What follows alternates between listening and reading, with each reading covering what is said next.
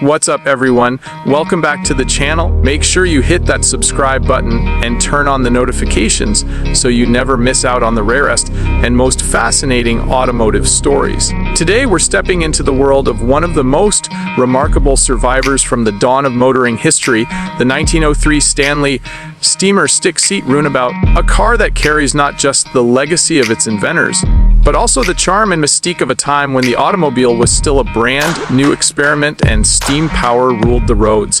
Now imagine this, it's the early 1900s. There are no highways, very few paved roads, and the concept of personal transportation is just beginning to take shape.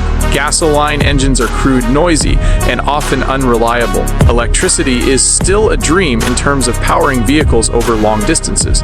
But steam, the same power that drove trains and industrial machinery, was refined enough to push an automobile forward with smoothness and surprising speed.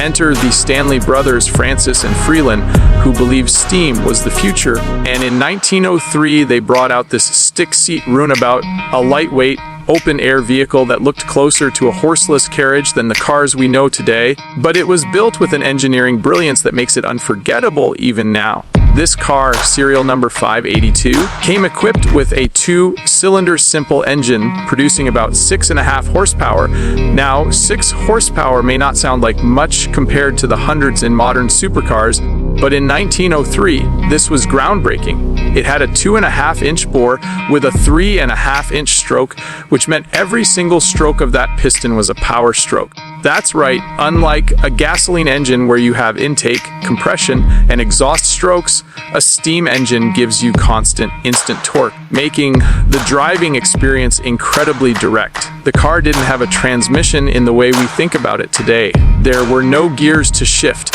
no clutch pedal to manage. It was always in motion, always in drive. If you wanted to reverse, you simply stopped the engine, pressed a pedal that changed the direction of the valve, and suddenly the same engine would run backwards. It's mechanical simplicity at its finest, yet elegant in a way that feels almost futuristic even now. The Runabout could carry 13 gallons of fuel and 20 gallons of water. Now here's the catch, you'd use about a gallon of water per mile. That means if you were planning a 20-mile drive, you'd better have a plan for refilling. But that was part of the adventure. You didn't just drive this machine, you managed it, you cared for it, you understood its rhythm like a living creature. That's why enthusiasts today call steam cars the most human of machines. They demand attention, but in return they give a driving experience that's like nothing else. Weighing in at around 750 pounds, the car was light and nimble. It wasn't built for racing down highways, but in the context of its time, it was incredibly capable. While gasoline cars often struggled to even start, the Stanley Steamer could be readied with a little patience and then run smoothly down country lanes with a quiet hiss and a gentle chuff. It didn't roar, it whispered. It wasn't aggressive, it was graceful. And here's something worth thinking about. This car, designed and built in Newton, Massachusetts, came at a time when the Stanley brothers were convinced steam would dominate the automotive future. And for a while, they weren't wrong. Stanley Steamers were respected, admired, and bought by people who wanted quality.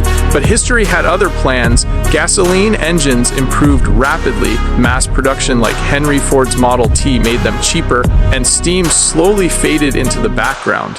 But cars like this Runabout are living proof of what could have been. Now the car we're looking at today has been cared for and preserved, shown at prestigious concours events, and celebrated as one of the finest examples of early motoring innovation.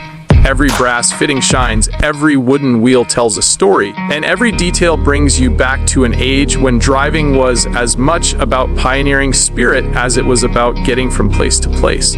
So when we talk about the 1903 Stanley Steamer Stick-Seat Runabout, we're not just talking about an old car. We're talking about the intersection of art, science, and adventure.